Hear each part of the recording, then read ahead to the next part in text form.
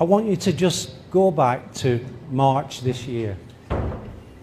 And I remember when we started campaigning, and I was at one house and I was chased out and called a fascist.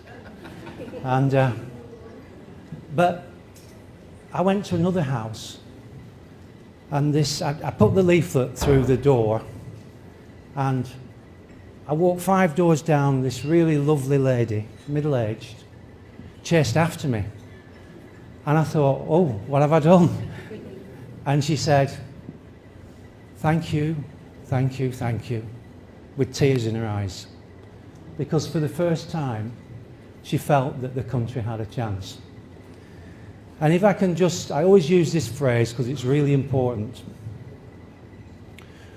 All it takes for evil to prevail is for good men and women to do nothing. And that's what we did. We stood up when it wasn't fashionable, when we'd be called names, and we're starting to be part of history. This is where we start putting our folk first.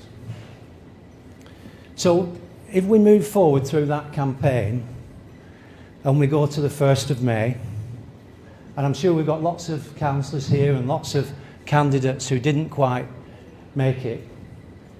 But I remember I was in the second safest seat in Lancashire. I was contesting because that's where I live and that's the right thing to do. And I remember the votes coming in, and I was neck and neck with my opponent, who normally got 2/3 of the vote in that ward. And I thought, will I do it? I might do it by 10 votes.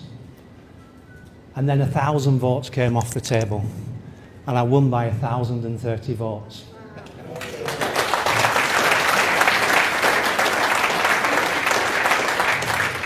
So we celebrated on that Friday, as many of us would have done, and then we started thinking about what we had to do on the Saturday. And we went to County Hall, we met the officers, we had a cup of tea, and we all started to get to know each other. So we would know each other in your branches, and there were 53 of us. So we'd know each other in the branches, but we wouldn't know each other otherwise.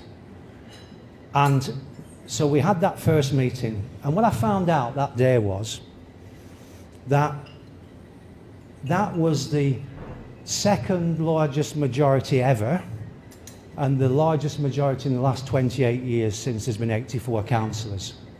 So it was a massive achievement. Anyhow, we started to get to work, started to get to know each other, and I can say, and I said this when I was appointed leader, the quality of the people we have, Reform councillors at Lancashire County Council, is the best I've ever seen. There is no backfighting. We're all pulling on the rope in the same direction. And we know that our job is to provide a platform of competency, professionalism and action to put Nigel Farage in Downing Street in 2028-29.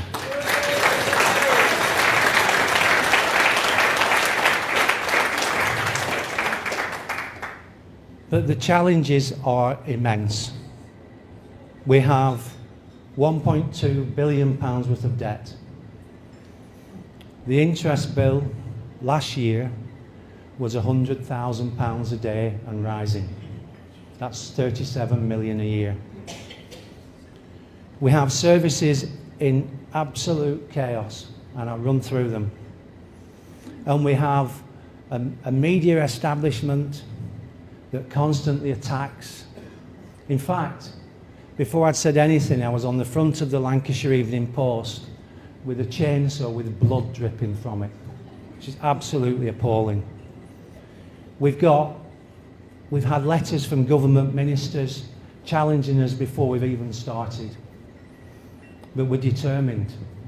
We're determined to govern responsibly, professionally, and with an eye on putting the people first for the first time in a long time.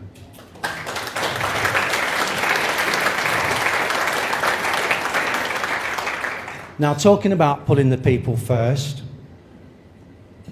local government reorganisation, we said we would provide a referendum and let the people of Lancashire decide if they wanted to lose the local councils. I had a meeting with the minister. I wrote to him within days of being made leader, and I had a meeting with him last week.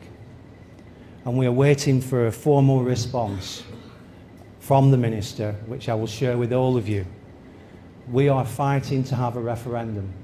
But if the minister will not make it legally binding, we have a choice. Do we spend £2.5 million on a referendum that won't be listened to? What we hope is that the government, who never put this in their manifesto, will allow us to have a referendum so that that £2.5 million is well spent and they'll listen to the result. And if I move on to the challenges, we have a budget challenge. We were supposed to be saving £63 million this year to have a balanced budget. And we're going to save some of that, but on the current trajectory we'll not save enough. And if we don't deliver a balanced budget, commissioners will come in and run the council for us, and we cannot allow that to happen. That happened in Birmingham, and when that happens, all discretionary services are cut immediately, and you have huge increases in council tax.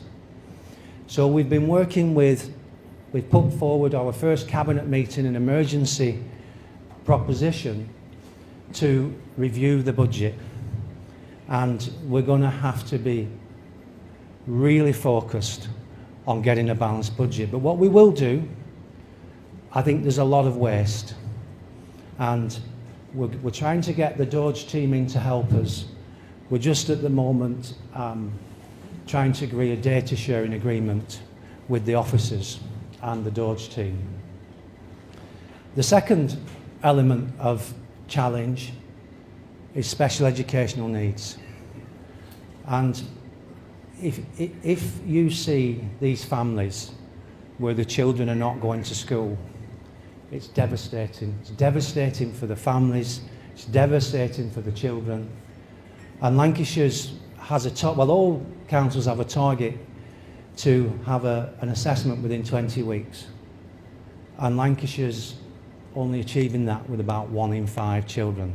So Matthew's over here, he's heading that up, he's our cabinet member, and we're going to put a lot of effort into that because that's the right thing to do.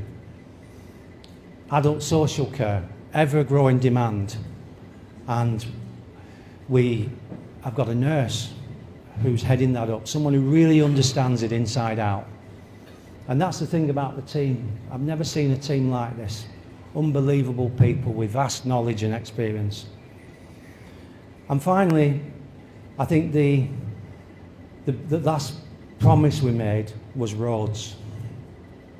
So I was having dinner with Zia, and he came up with this idea. He said, what we need to do is put these AI cameras on council vehicles, so when they drive around the county's roads, they can see where the potholes are. So Warren Goldsworth, the cabinet member, I relayed this to him, and he went to the office and said, what we need is these AI cameras. And they said, we've got 3 of them. They've been in a shelf for 18 months. They've been sat on a shelf, not being used. So right away, within days, we had them fitted to a vehicle, and we're scanning the roads to find out where the potholes are. That was our promise. We put money into roads. So I suppose to finish off, we're working incredibly hard, and we're determined to deliver for the people of Lancashire. And when I get tired after these long days, I watch this video, and it's called Jerusalem, Anthem of England. And when you get tired, watch that video, and you won't be tired anymore. So thank you very much. Thank you for being here. Thank you for being part of the Reform family.